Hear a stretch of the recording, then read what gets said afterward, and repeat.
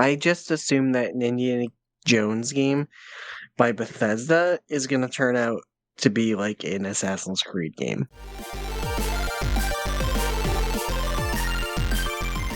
Bethesda did a developer direct talking about some of the new games that they're going to be coming out in 2024. And I'm sure... Elder Scrolls 7. Are we on 6 or 7? You've already passed over 6, you're going to 7 now? Yeah. 6 is old news. I hope it's Skyrim, but in Black March. There was going to be a stream that they were going to do about Elder Scrolls Online, and I think it was for Gold Road, but I don't care about that, to be honest with you. These were about new games, not talking about updates or changes or DLC for existing ones. These were new games, and I wanted to talk about that, and I also wanted to talk about it in relation to the September leaked documents that we saw where they had like a list of content of what they were supposed to release. Yeah, their roadmap for the next 17 years. Yeah, something like that, exactly.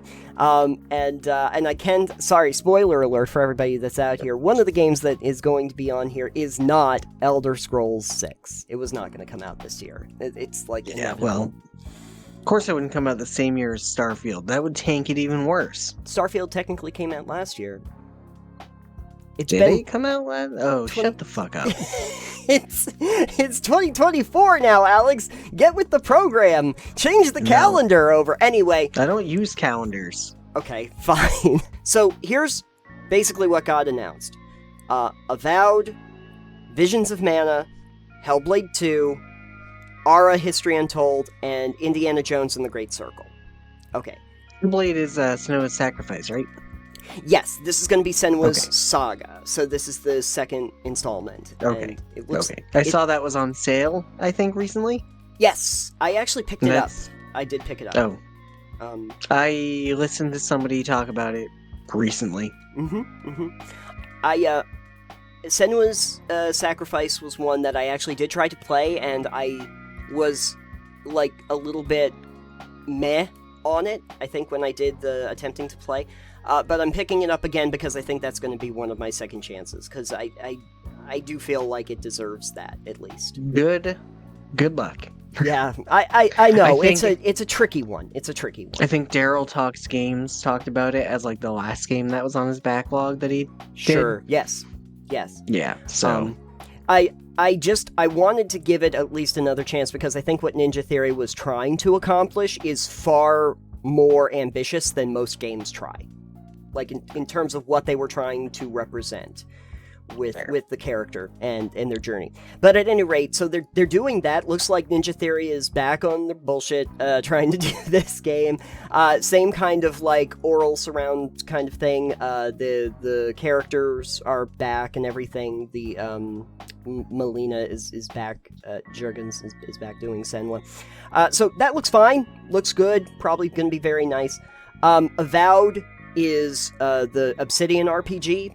They talked about the living worlds a little bit more like that. Kind of looks a little bit like what they did with Outer Worlds, but it's more of like a Might and Magic kind of game, where you can actually dual wield like magic and weapons and ranged combat and stuff in first person. Looks fine. Looks good. I'm sure it's an Obsidian RPG. It's gonna be interesting to see what they do, if nothing else. Ara History Untold is from Oxide. They're the ones that made Civilization 5. Okay. I didn't realize they were part of Bethesda. Yeah, this is a relatively new studio under 2013. They said that they actually incorporated. That's not new. That's a decade old. Well, by standards that we usually think of in the industry, that seems newer. Yeah, that's a thing we need to work on too. Not being like, oh yeah, these are established video game companies. No. Yeah. No. We don't care if they're established. These new people coming out are doing good things. Yeah, they absolutely are. But anyway, they're doing History Untold, and that's going to be in similar fashion, it looks like, to Civ 5. I think it's more like a real-time this time for Ara. Visions of Mana was one that looked like it snuck in at the last moment. That was the big surprise. It's part of the Mana series of RPGs, the Japanese RPG series, and this one's going to be like in 3D. So that's going to be fun for a lot of people that are fans of the series, and that's going to be coming out again this year. And then the one that I think everybody was looking forward to, Indiana Jones. We had heard Were they a looking little bit forward about to it? We haven't had an Indiana Jones game in a long time, so... What was the last one? The one by LucasArts? The last one I played was from a couple console generations ago. I don't even remember what it was called, but it was like a third-person adventure game. I just assumed that an Indiana Jones game by Bethesda is going to turn out to be like an Assassin's Creed game. Well, here's the thing that I'm gonna say. Indiana Jones and the Great Circle is being made by Machine Games. And that's one of the... You have no idea what I'm talking about. No, who are they? I don't pay attention to developers, Nathan. Okay, Machine Games made the new Wolfenstein games. Oh, so there's gonna be Nazis. Yeah, see, they're very good at making games where you punch Nazis, and this is going to be a Nazi punching game. So that's but Wolfenstein is a shoot 'em up. That is true. First or third person, I assume. I assume it's first. It's first person. It's bang, bang, bang, bang, bang, going guns blazing kind of game, right? Yes. New Order, New Colossus, yes. It's primarily what you do. Indiana Jones should not be a going guns blazing shoot 'em up game. Yes, that Indy does get in fights and scuffles and occasionally punch and or shoot Nazis and blow things up. Right. But he does it, like, the movies go on adventures. Yeah, well, the way that they present it with the Great Circle is that there's this series of historical sites and around the globe, and when you point them all together, they create a great circle around the globe. So he's going to all of these places. So it's Tomb Raider. We're just getting a Tomb Raider game. We're doing Tomb Raider. Well, I mean, Tomb Raider was kind of based on Indiana Jones too. Like, sure, absolutely. But we're doing a Tomb Raider game with a male protagonist instead of Lara Croft and her pixelated titties. It is going to be in first person for the most part. And it's gonna zoom out to third person when they do like environmental stuff and when they do cutscenes, but it's primarily going to be in first person.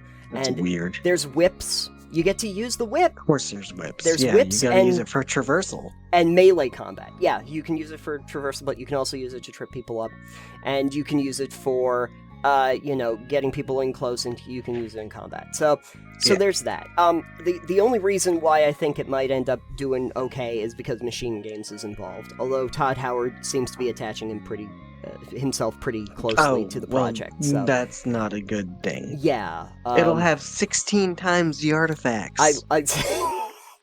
16 times the artifacts. 16 times the Nazis. You gotta use your next-gen console. You gotta use this won't run on current-gen systems. What we're gonna do is we're gonna have all of those sites, but you have to manually walk to each one of them around the globe. So that it's extra. And it's procedural generated globe too. It's a procedurally generated globe, and then you get to the individual sites. That's where the actual content goes. But enjoy walking there. The journey is half the battle. Anyway, the point of the matter is, the other half is Todd Howard. The point of it is, in terms of just like how it looks pretty nice. Looks like it has some action set pieces to it, which is good. It's an Indiana Jones game. There's been a dearth of those for a while, so I'm sure people are excited about it for that. I'll wait and see. It's not like big on my priority list, but I'll probably want to try it when it comes out. But what I wanted to do is, now that we kind of know what they've announced for 2024, to go back to that September leak. In September 19th, 2023, a few months back, they started talking a little bit about Microsoft documents that were leaking new Bethesda games. And I wanted to look at this again and see exactly where we're at with this, because the first thing that they were going to be announcing as of fiscal year 22 was the Oblivion remaster, and I still haven't seen anything on that. I also haven't seen anything about Doom Year Zero Fallout 3 Remaster, which was for fiscal year 2024, although I think we're getting the idea now that we are exactly, like, we're roughly 2 years out from the original predictions of fiscal years. Yeah, because of COVID and everything, allegedly. Yeah, because one of the things that they mentioned was an Indiana Jones game, and it was originally scheduled for fiscal year 22. So we're at fiscal year 24. So we're looking 2 years out. That at least gives us an idea of how far out these are. But do you think we'll get a Fallout 3 remaster and Oblivion remaster this year? Fallout 3 maybe no, because that was originally scheduled for this year anyway, so that might have been put on. But Oblivion was also originally set for 22, like the Indiana Jones game, and we have not heard anything about it, so I don't know if that's even in the... They're gonna just drop it at the Bethesda Connect later, or whatever the thing they did when they talk about stuff later. Maybe Unless this was the thing. I think this was the thing. This was the developer direct for the beginning of the year to talk about the new products that they're going to do. Some of these projects are were announced to be out in like fall. So this is a pretty long timeline, unless they have some, cards up their sleeve about other projects that they're going to work on. Dishonored 3 was supposed to be out this year, and a sequel to Ghostwire Tokyo. So we still haven't really heard anything about those at present. And then the two that I think are really interesting, that I'm curious about, are Project Kestrel and Project Platinum. I think we talked a little bit about what those might be. I'm thinking that maybe one of those is the new Mana game, the Visions of Mana, because it seemed to be kind of released, out of nowhere. A couple of these could have been what they meant by Project Kestrel and the expansion, or Project Platinum. Although I'm gonna guess, because it looks like both of them were supposed to be fiscal year 23, they probably are still in production. So I'm not really sure if something like the Visions of Mana were even represented somewhere in that leak to begin with. And it looks like how they dropped it in, it wasn't even shown in the initial screenshot. They had 4 games that they were showing, and then halfway through they moved it in, because they weren't announcing. Do you think Hi-Fi Rush could have been one of those? Hi-Fi Rush, yeah, I think Hi-Fi Rush was a surprise piece for them, because when they said last year that Hi-Fi Rush was coming, it was released that day. Yeah. The day of that. And no one really knew about anything like that. Would that be Project Kestrel or Platinum? Maybe, but I have a feeling that those are further out. Although it really was very hush-hush. No one knew Hi-Fi Rush was coming out. That was a complete surprise. Yeah. So it looks like they're making good on a couple of these, but what I think is really interesting is it kind of shows the disparity of what they originally planned for scheduling compared to now, and the Indiana Jones game gives us a good example of that by showing that we're about 2 years out from what we originally. But that does make me wonder about the Oblivion remake or the remaster, because that was also supposed to be set for around the same time for release, and they haven't said anything about it. So, well, considering what they did with the Skyrim Special Edition HD remaster, I assume it's just going to be the same game with better graphics.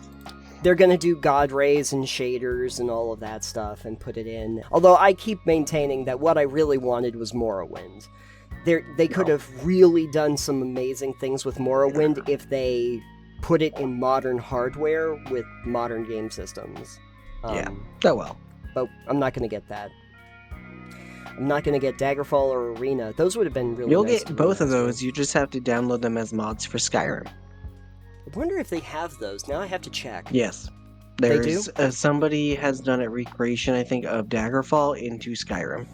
Holy crap. I watched someone do it, and they're like, the issue is... Daggerfall's huge. Daggerfall is huge, and really just kind of flat. Yes. So he's the person that was playing it is like, you kind of just need to like fast travel everywhere, which is how Daggerfall was meant to be played anyways. You can kind of teleport to the towns you're going to. Oh yeah. So like you can explore to the other towns if you want to, but there's really nothing in between it, and it's kind of boring, so you shouldn't. Daggerfall, like, I don't think people understand. When I tried Daggerfall Unity, when you get out of that first cave, every point on the map is fast travelable immediately. You do not have to discover them like in a Skyrim. They're just there. You just go there. Oh well. So yeah, I don't know. They could have easily made the map a lot smaller, but they wanted to represent a large area. Anyway, the point of the matter is... But the fun part about that mod, sorry, off topic, but still on this topic. The fun part about that is once you beat that game, you can choose to continue on to the normal story of Skyrim. Oh, cool. And it lets you keep all the things that you got in character progression along the way. The point of the matter is that I wanted to get around to telling you that in terms of initial announcement and from the leak, it looks like we really are about 2 years out for most of these projects from when they were originally supposed to release, because Indiana Jones kind of gives that away. Still no idea what the licensed IP game that was mentioned in that documentation was, because it doesn't seem to appear here. But anyway, if you have any thoughts on what you think those special projects are, you let us know if you've heard any hot tips about it. But I don't, at present, have a clear idea of what those projects actually are supposed to be. They're gonna have 16 times the detail, though. That's what matters. 16 times the Nazis. That's just what I need. I need Assassin's Creed Wolfenstein.